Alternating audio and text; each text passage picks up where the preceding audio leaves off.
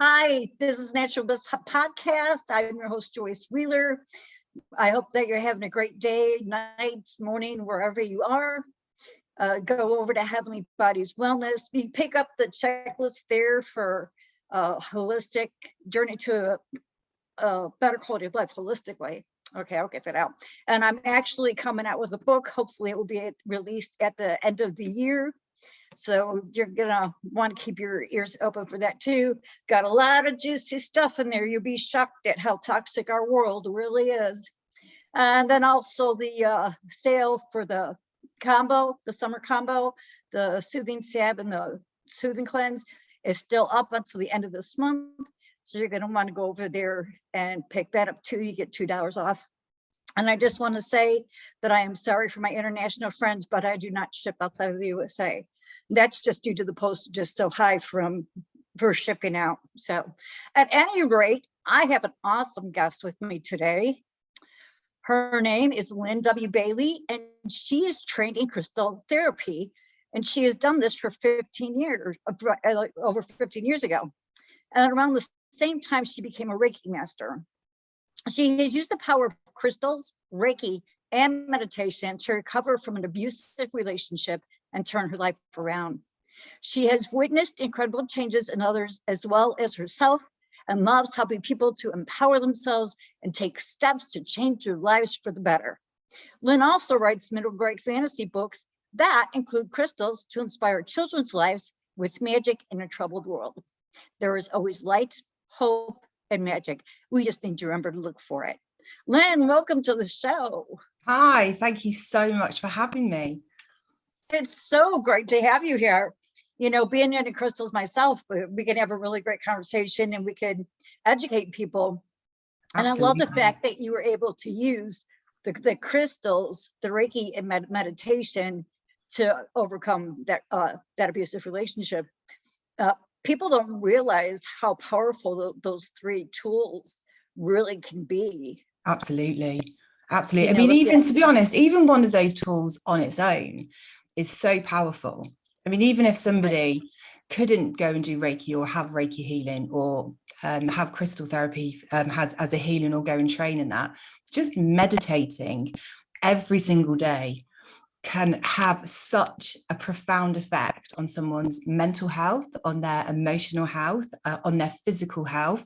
And you don't even have to, I mean, the misunderstanding of meditation is when people think they have to have a still mind. I hear so often people saying, right. "Oh, I can't meditate, my mind's too busy."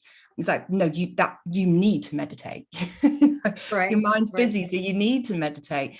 Meditation isn't just, it obviously is refocusing the mind, but I tell people and I teach people, just focus on a point of focus. So your breath, or maybe if you're holding a crystal, or maybe a part of the body, like the tip of the nose is a really good favorite of mine. Interesting. Yeah, I mean, try it. It's really bizarre when you're meditating and it's focusing on your breath or your end of your nose or whatever it is you're focusing on. And then when you realize your mind is thinking something else, because it will, because your mind's designed to chatter, and it will throw up your shopping list, or what are you going to do for dinner, or have you got the kids' PE kit ready for the next day, or whatever it is you're thinking, it's going to throw that up. When you notice that it's thrown up, instead of getting cross with ourselves, it's okay. I'm thinking of the shopping list. I'm going to think of my nose again. I'm going to put my focus back on my nose, or I'm going to put my focus back on my breath. That point, when you change your focus, that's meditation. And the more we can do that, the better we are at focusing. However, then life will throw up a screwball and it will send us into a spiral, and we will have a really, really, really busy mind again. And we might not even be able to focus. But the point of sitting down and using your intention to focus that mind will start developing so many new neural pathways in your brain that when you do come up with difficult situations in life, you are better able to deal with them. Does that make sense? Oh, yeah, totally. Yeah, I do meditation too. So yeah.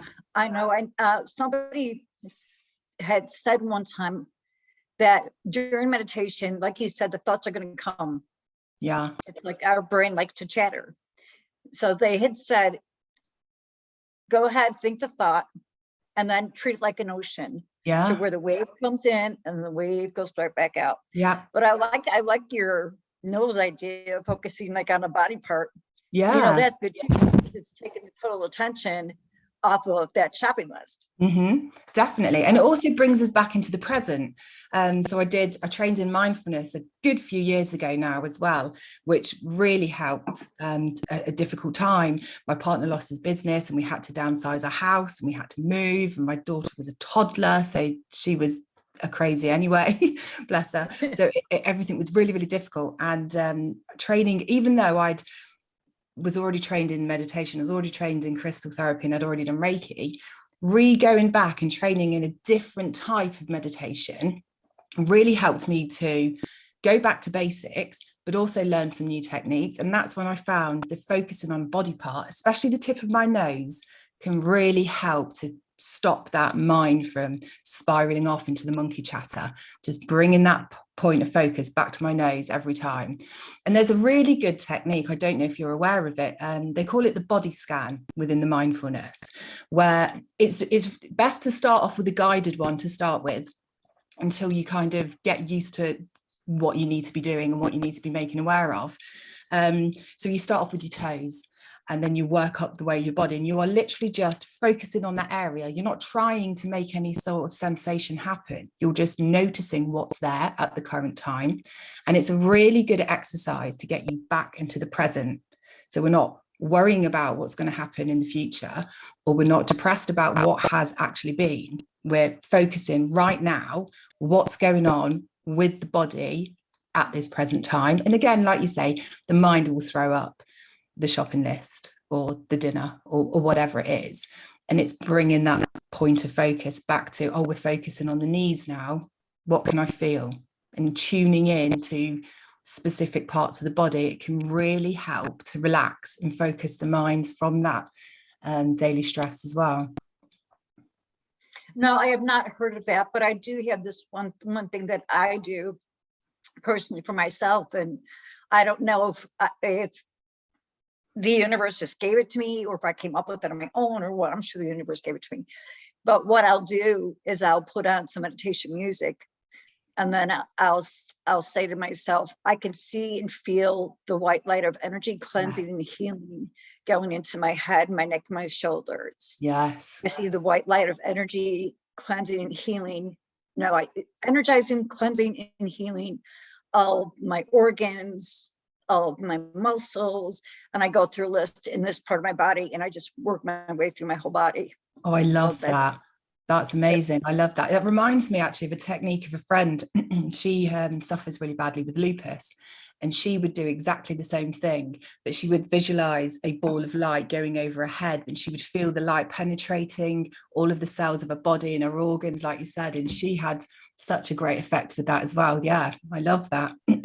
Yeah, I do the muscles, the organs, tendons, ligaments, arteries, blood vessels, veins, nerves, cells, and tissues. A full-on MOT. I'm sorry? Do you have MOTs in the US? They're like engine tune-ups for your car in the UK. They're called MOTs. Oh, we don't call them that. We just call them tune-ups. Okay, yeah, a full-on body tune-up, then energetic tune-up. Yeah, right. Exactly. Yeah. And we are all energy. Yeah. Everything around us is energy. So it's real important for us to do an energy tune-up. Absolutely. To make sure we're tending to our body. And it's so imperative for our health too. Yeah. And something that's really not talked about is as far as the medical field it goes. If I went in and talked to a doctor and said, yeah, I've been tending my energy, it feels a little off, what do you think I should do about that? He'd probably look at me and think I was crazy. Call a psychiatrist down here. Although saying that, I think it depends on the doctor you talk to, because someone like Dr. Bruce Lipton, I mean, he would be really into it, wouldn't he? But yeah, there are some, I'm glad that there's more coming out who understand this Yeah, work and how important it is for the absolutely. health of our body and our minds Yeah, to pay attention to our energy levels. yeah, So absolutely. I'm curious, which crystals did you use to overcome this abusive relationship?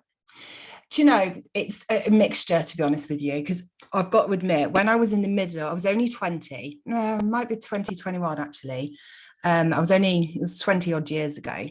And I was in a really, really dark place. And I didn't know where to go. So I went to the doctors and he prescribed me Prozac, which made me so ill that I had to stop taking it. And then he was useless. He just told me people get stressed sometimes, because I hadn't told him everything.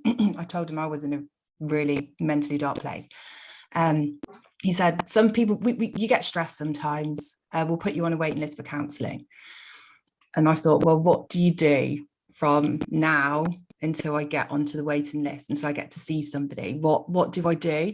So I was literally on my own. And I was working in an office, and and I had never even spoken to this woman before. And we got chatting this one day. I'd worked in there for 2 years, and I got chatting to this lady one day, and we were talking about mental health. And again, I hadn't told anybody what was going on, but she'd obviously, from my face, she probably saw that I was not in a happy place. And she said to me, oh, excuse me, have you tried crystal healing? And I remember laughing, thinking, what the hell is crystal healing? What? And she said, I see this lady who is amazing. Here's her number. Tell her I sent you her way, and try it.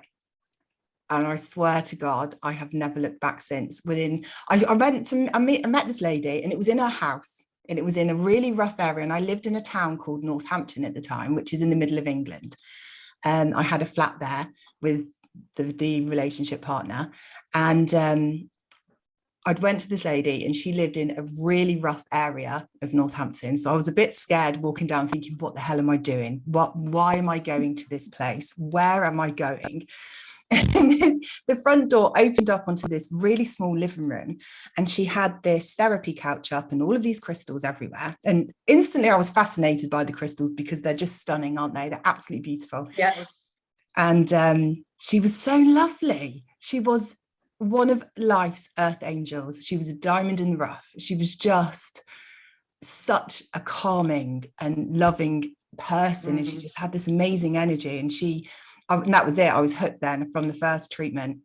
And I went every week for 6 months. And by the end of the 6 months, I had completely turned my life around. I felt like I was just a completely different person. So I'd left the relationship. I'd left the town. I'd phoned my mum and said, can I come and move back home for a while? Because, I mean, my mum lived about an hour away. Can I come and move back home? I need to start again, sort of thing.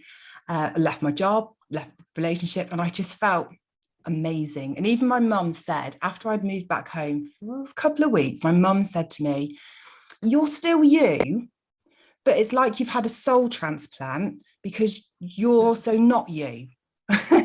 She was like, A you're just soul transplant. yeah. And I was thinking, oh, I hope not, because I don't know actually, but I do remember being a kid, so I'm sure I haven't. But yeah, she said it's like you've had a soul transplant.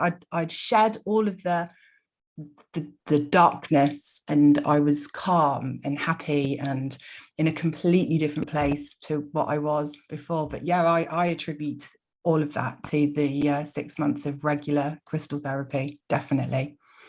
And there wasn't sorry, going back to your question. So that was your first experience with crystals? That was my first experience with crystals. Yeah, I'd been into the local crystal shop and saw, because they had beautiful ornaments of angels and crystals, and I'd seen all the different tarot cards. I hadn't got involved in any of it. I hadn't even read any of the books. But yeah, that was my first experience of crystals, and I've never looked back. But going back to your question, there wasn't any specific crystals that I used to get through. I think she used her toolbox really, and then I just started collecting them. But I definitely have a few favorite, and they don't look much, and I always find the most powerful ones don't necessarily have to be really expensive or look like right. They could just be the smallest piece of crystal that might not even look anything. It might just look like a rock, but they give off that energy that can, and if you're drawn to it, it can really, really help. If you're drawn to it, that's like your piece of jasper that you were showing me before the show. You were drawn to it. It was meant for you. Well, that's something that I always tell people too, because I design and create crystal jewelry. And I always tell people when I'm at an event and they're at my table, they'll be looking and they keep going back to the same piece over and over again. And so I always say that crystals choose us. Yeah. We don't choose them. No. I have a small piece of labradorite. I should have brought it in with me, but I was kind of doing other things. We had gone to New Mexico and there was a crystal shop there that we went into. And I was at the front of the store and I'm seeing this rainbow light coming from the back of the store. And I'm like, what is that? And it was a piece of labradorite that was just like, hey, look at me, look at me. I picked it up and I was just holding it in my hand, walking around the store. And then I saw my husband, I said, hey, look at this. And I put it right back exactly where it was. And I didn't do it. Yeah. It was calling you, sending out right. That. Did you remember those cartoons when you were a kid where it's Thundercats, or even Harry Potter did it? They send out that signal in the sky, don't they? That's the crystal sending it was calling you. Yeah, I really believe so. And in that same store, my husband was looking at the amethyst cathedrals. Nice. Okay, so you've got a variety of amethyst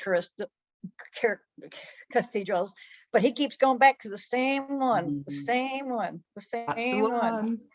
So we bought it, and he told me, he said, well, take it to the events, and if somebody wants to buy it, sell it. Yeah. So another vendor that I know is that her and her daughter at the same time, they're like, no, you can't do that. That's his. And I went, you know what? You're right. It's his. It called him. It didn't call somebody else. Do you know, nobody would have probably picked it up at the fair, minds. Right, exactly. But I brought it home and I told my husband what they said. And I said, you know what? They're right. This one called to you. Yeah. It wanted you. So I'm leaving it home. I'm not taking it with me anymore.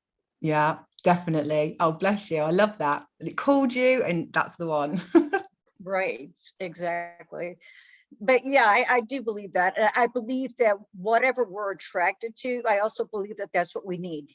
Yeah, I agree, definitely. There's been a few times I have an celestial and it's stunning. It's disappeared at the moment. It does this. It will come back. And it usually comes back when things get rocky. It's stunning. It's quite as big as my hand. I say it's stunning. I mean, some people have gone, oh, it's a bit dark, because it is quite a dark crystal. So it's smoky quartz, really dark smoky, but in the middle it's a really bright amethyst purple, but you have to put it under the light to see it. It's beautiful. And when things get a bit rocky, I find it, and I just don't put it down. I'll be walking around the house with it, because it'll just be in my palm and it will constantly be with me. And then I'll put it down and then it will disappear and I'll forget about it because it's done its job and I don't need it. And celestials are really good for helping people with transformations. And people used to be scared. And I think this goes back to, and I read this in a book a few years ago, people used to be scared of celestials because they can have quite a powerful transformative effect, or transformational effect, sorry.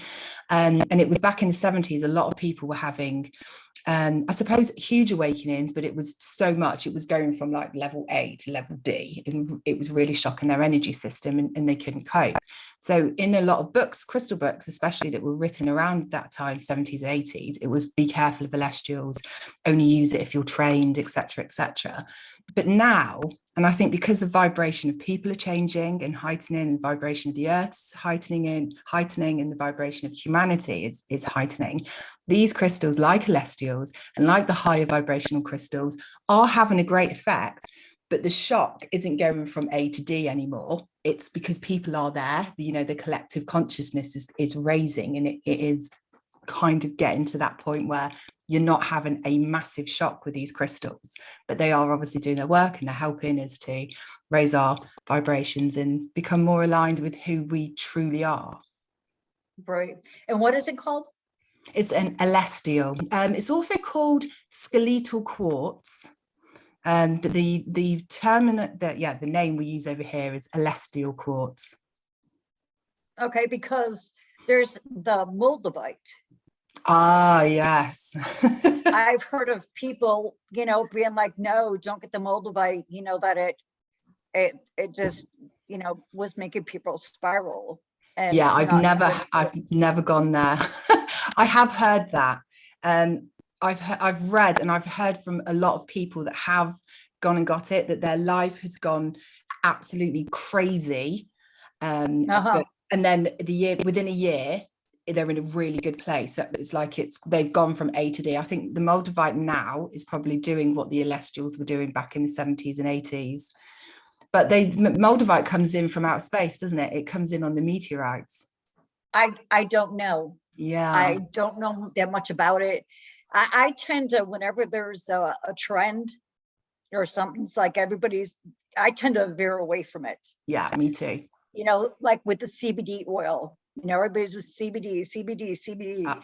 And I formulate skincare products. So they were asking if I was going to incorporate it into there. And I was just like, no, I'm not going to join the bandwagon. I'm good doing what I'm doing. Yeah. So, and crystals have their own energy. And when we were just talking about moldavite and the other one that you had mentioned, Celestials. it reminds me of? It reminds me of kind of like a life cleanse, like a detox. Yes, like an energetic detox. Yeah. So instead of detoxing inside, it's detoxing the outside, and even like things that are around us. Like you were talking about the moldavite, people saying things got crazy. It's like, okay, well, things got crazy, but then it turned out good. Yeah. So it's like, oh, okay, you were being detoxed of something. Because it's just like a physical detox. It's not always pleasant. No, it's not, is it? But it's what we need. Right, exactly. So can you feel the energies from the crystals? I can. And I can feel them more as the more I use them as time went on.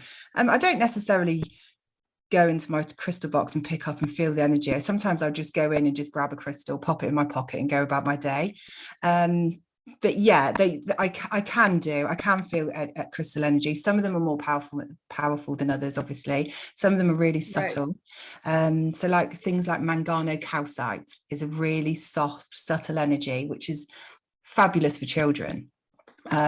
When my daughter was a baby, I'd have a big chunk of raw, unpolished mangano calcite in her bedroom. And then as she got older, I got some polished pieces. So she's got a piece that's about the size of the palm of the hand. It's shaped in a star and it's polished, and she will hold that and put it under her bed. And that's like really nice, subtle, soft energy. But then a lot of the quartzes, so something like a Herkimer diamond, has got more of a high vibrational, powerful crystal. And I expect, and I'd like to try, but I'm a bit nervous. I expect moldavite is quite a powerful, buzzy piece to hold on to. I did say to the universe, I did put it out there and said, if I'm meant to have a piece, I'm open to receiving a piece, but I'm not going to go looking. I'm not going to go out there because I don't want to create something that could be done a different way, if you know what I mean.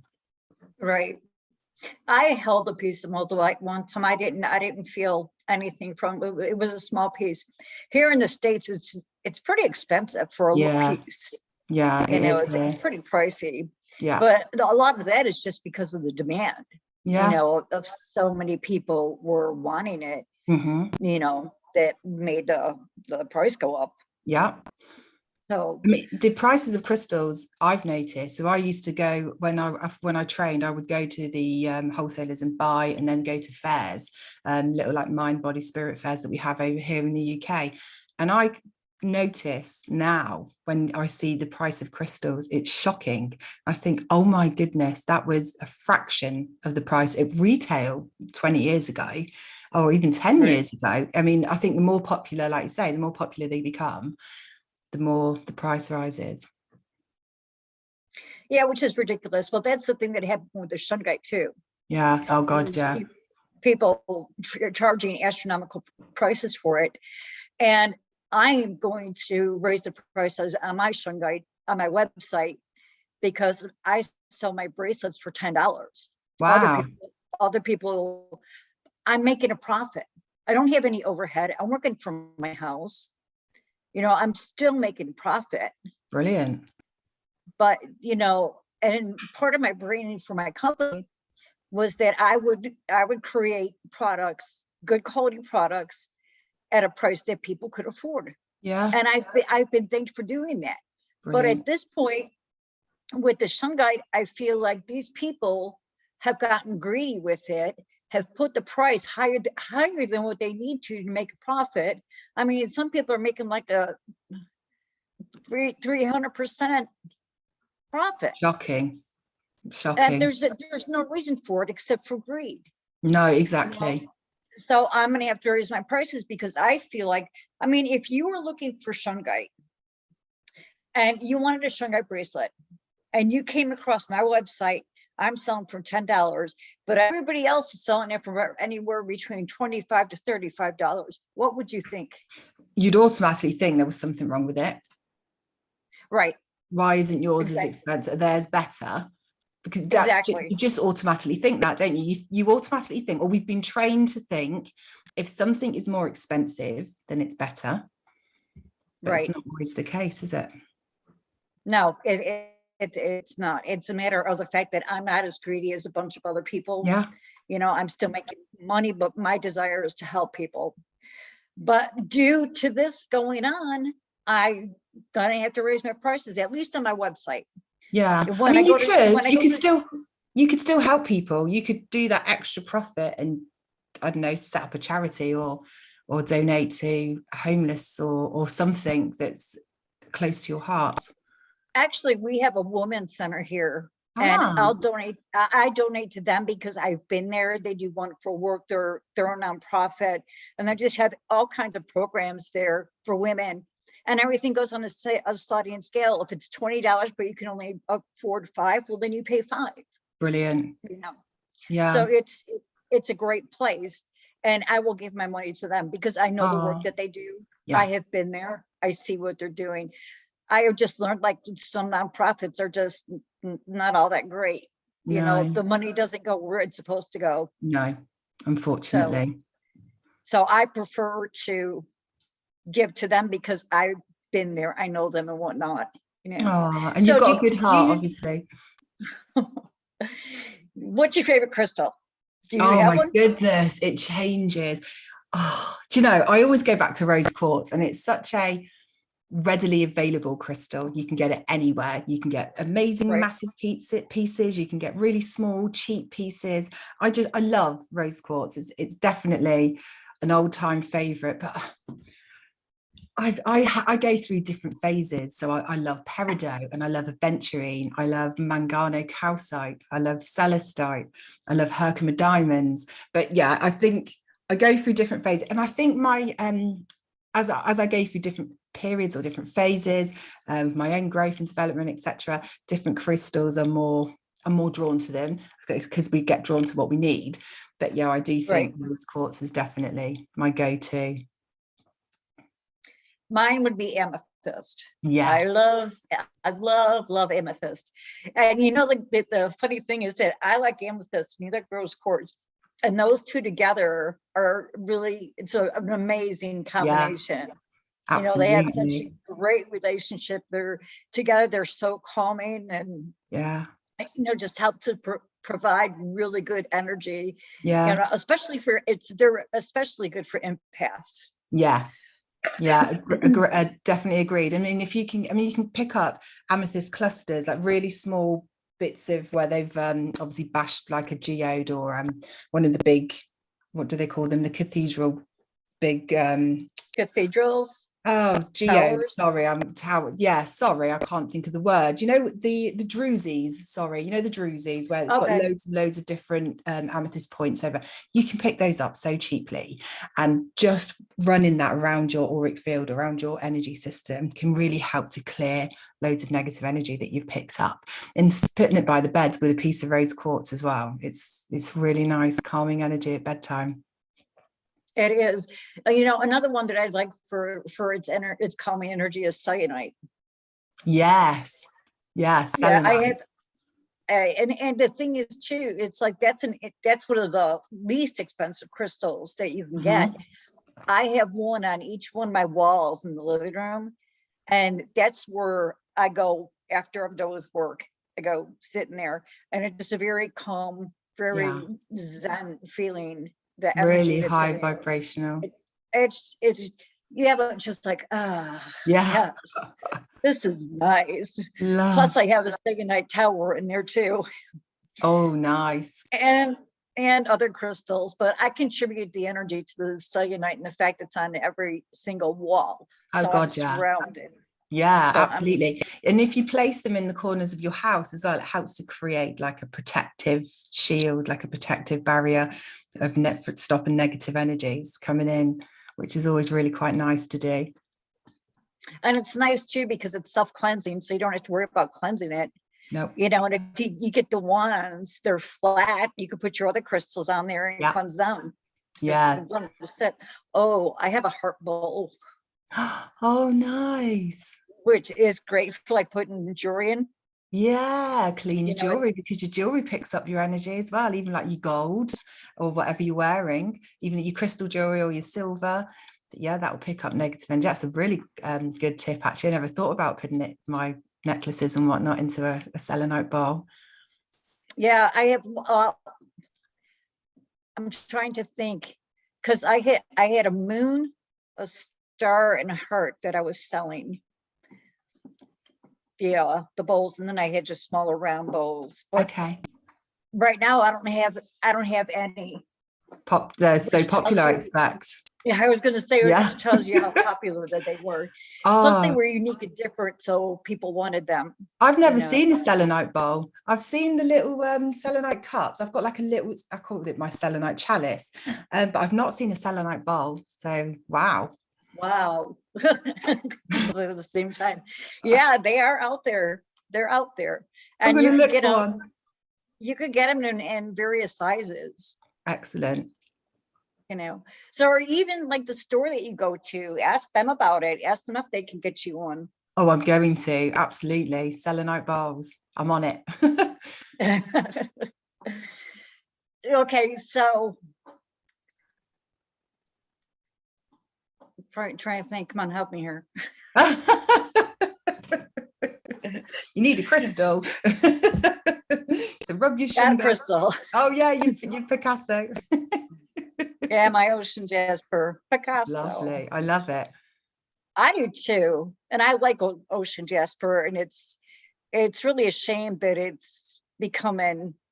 I don't know if extinct is the word you want to use when it Probably comes to not going to mine crystals. it anymore, or maybe they're closing down certain It's been mines. mined out. People will Yeah. see that, that goes back to the greed of people too. Yeah. You gotta leave something behind. You just can't take it all. No, definitely not. I mean, I know they are here to help. I mean, obviously, I see them as helpers as opposed to tools. They're here to help us rather than for us to use and abuse them, if that makes sense. But yeah, Right. we've got to leave it. We've got to leave some behind, haven't we? Because it's the earth needs it as well. Right. And that's the thing is we hear all about the animals that are coming extinct, but we don't hear about like the crystals or even herbs.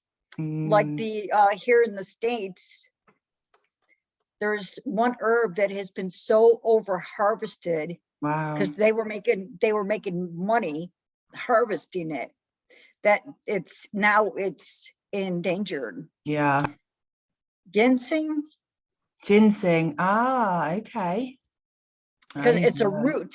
It's a Yeah. root. I think it grows in certain parts of the country, Yeah. and people would go and they would dig it up and they would sell it to make money to a manufacturer. Yeah, because it's good for anxiety, isn't it, ginseng? Is it anxiety that it's good for? It's good for energy. Helps to give you energy. Oh, okay. The same thing too with the white sage. Yeah. That's another one that's, is being over harvested. Mm.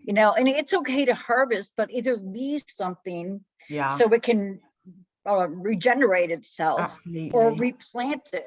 Mm. I you agree. know, grow I it agree. yourself, or grow it I think as yourself. well, it becomes very mainstream, doesn't it? I mean, I definitely agree and believe in smudging with sage. However, the smudge sticks that I use, my friend grows sage in her back garden. So she makes them, she dries it all out and she makes them. I think she puts them on Etsy as well, but I always have them from her because I know where it's come from and I know it's from this land, because I think it's really important that, yeah, we can import and we can use crystals and herbs and things from different countries, but it's also really important that we use local, and we use local buyers and local makers and locally grown produce. And I think with the white sage, with all of the Native American Indian stories that were coming over and expanding and becoming massive, wasn't it? Because their culture is then been abused, isn't it, with the white sage and what they do with the white sage. I think that's why so many people went a bit crazy for white sage, and they had to have white sage burning in the house to clear all the negative energy. But I do think it's important that we still use homegrown and local produce with herbs. Oh, yeah, I totally agree. The thing with the sage, I don't sage my house all the time. No, not all the time, definitely You not. know, I'm respectful of it, and I just use it when I feel like for months I had, well, my youngest son, who's 23, he lived with us until recently. My middle one, who's 25, he had moved out. Him and my younger son were moving to West Virginia. They do not like the smell of sage. So it's like I wouldn't sage, but I was burning white copal resin Right. to cleanse the air every now and then, Yeah. and that they could deal with. But I'll tell you, the minute they went to West Virginia, I got my sage out. And not because they were putting off bad energy, just because I hadn't cleansed the house in so Yeah. long, you know, and the energy gets stagnant. It gets Yeah, of course it stale. does. Absolutely. My friend said to do it 4 times a year, sage your house every season, the beginning of every Huh. season. Give your house a really good sage. So go around clapping all the stagnant energy out of the corners, give it a good sage, open your windows, flush it out. And then she says it's really important that you then empower the house with positive energy. So it's all very well sage clearing the negative energy, but you then want to put positive back in. So crystals or chanting or beautiful music, or even just intentions or nice song words or something, just really empower that positive energy back into the house. Well, and that's something that's so powerful too, is intentions. Definitely. You know, like when I formulate my skincare products or I brew my kombucha, you know, I'm using intention. I'm putting intention into it. And I just think it changes the whole energy of it, and the structure, the molecular structure of whatever it is that I'm doing. And I'm just I'm grateful that I'm in a place in time where, you know, everything in my life is very calm and very peaceful. I don't have any chaos. So I know that I'm not putting any bad energy into it, because I don't have any bad energy to put into it. Hey, everything's unicorns and butterflies and rainbows. Absolutely. I'm a huge lover of delving into that. Hence why I bring all that sort of stuff into when I'm writing. And that's why I like writing for children as well, because you can really go fantastical and mystical and magical. So yeah, rainbows, butterflies, unicorns, I'm with you. Oh, don't forget the fairies. Oh yeah, oh God, absolutely. Definitely the fairies. And I do love dragons too. I love dragons. Yes. Yeah, I'm a bit obsessed with dragons, I have to admit. When I released my first book, there's a baby dragon, Spike, in it, and one of my readers made me a little dragon. It's blue and purple out of it. Is it Flymo? The stuff that it's like the kids' Play-Doh that you bake and it goes really hard. I can't think what it's called, but it was made out of that. And she stuck on these little wings for the dragon wings made out of leaves. And yeah, he sits on my bookshelf downstairs. It's so cute. But I do love a dragon. I think that's interesting. She chose blue and purple because those are two colors that have the highest vibrational frequency. That's the color of Spike in the book. The baby dragon Spike. He's a blue and purple dragon. So let's hear about your book. Let's see your book.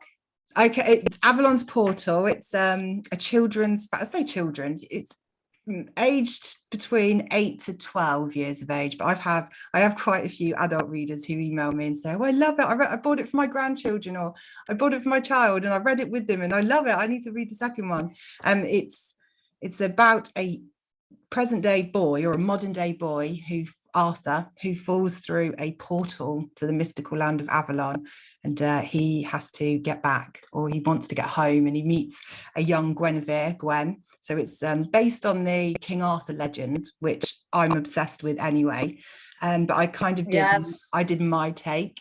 So I've done it as a modern day boy going back through a portal, and it's him. It's going to be a series, and obviously he will be King Arthur, but it's fun to write. I do like to escape when things got really tricky in lockdown, or one of them. I would grab my laptop and escape into Avalon and be like, right, okay, let's go fight a dragon, or let's go and dance with fairies, or go play with the pixies. But obviously there's crystals in there as well. You have the book with you? I do, yes, it's here. Can we see? Yeah. There we go. I'm not sure if it Chronicles of Avalon. Yeah, the Chronicles of Avalon. That's book 1, Avalon's Portal, and book 2, Avalon's Call, is going to be out end of September, beginning of October time. I haven't got an exact date yet, but Stonehenge on the front of that cover as well. I see. So if there's people in the listening audience who are interested in getting the book, where can they go to it's get the currently book? On Amazon for the US, so it should be on amazon.com. But I am looking at getting it widespread into different, I'm hoping Barnes and Noble out in the US, that it's a big bookstore. I'm hoping it will go into there, but currently it's on Amazon. It's also Books a Million. What's it called, sorry? Books a Million. Books a Million. I'll have to write that down. I've not heard of that one. Yeah, that's another big one here. Books a Million. Okay. Thank you. You're welcome. So is there anything that you would like to leave the listening audience with? Oh my goodness, lots of love and light, obviously. I'm currently creating a personal development club. It's going to be online. We're going to follow personal development books. I've got a library of meditations that I'm recording at the moment to pop them online, so people can just listen to them. I'm currently recording a load of subliminal affirmations as well, to help kind of get to that subconscious programming, because it's all very well our consciousness telling us we're amazing and saying these affirmations, I am positive, I am kind, I am whatever, powerful, or I am abundant. If our subconscious is telling us a different program is running in the background, it doesn't matter how many times that we say I am positive, we're not going to get that positivity if the subconscious is running a different program. So I'm recording a load of subliminal affirmations to get to the subconscious, to help people, to empower people, really, to kind of get them into a place where they can move forward, or they can create the life of their dreams. Because I personally believe you change your mindset, you can change your life. Right.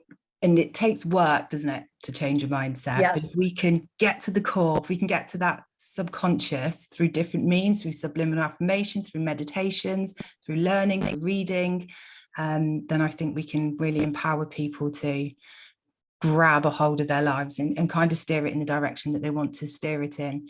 So yes, I'm currently working on that. So there'll be EFT tapping scripts as well, with videos showing people where to do the tapping, what to say. So I've got all sorts of different things coming on board. So it's basically going to be online. It'll be like a monthly membership that people can come on and access whatever they want, whenever they want, if they want to use it daily. But there will be hundreds, there will be a whole library full of meditations, tapping scripts, affirmations, subliminal, there's going to be all sorts, and more other stuff as well. So how long before this is done? I am hoping by the end of October. That's my goal. I've done a lot so far. It's just getting that up. So, I mean, if people want to follow, will you leave Instagram links and stuff in your show notes? I can. Yeah, I mean, if people want to follow at Vibing High with Lynn on Instagram, I've just set that Instagram page up, but all of the stuff is going to go on there. Or there's my author on it, Lynne W Bailey author. You can find me on there as well. But yes, my Vibing High. So I want to leave people with a membership access to a membership where they can use and utilize to empower themselves. Nice. I love that. Where would the best place be to follow you for like people who are interested in the membership and they're like, they want to be able to know when it comes out? And so is there one platform that you post more on than any other where it's like, well, if you really want to know about this, you best off to go here, or should they email you? So I think Instagram at the moment, or TikTok actually, but they're both the same tag handle. It's at Vibing High with Lynn for TikTok and for Instagram. And I'm using those platforms solely to talk about stuff on Vibing High. So I've posted a couple of videos on TikTok of crystal foot massage, or a foot massage using crystals that anybody can do.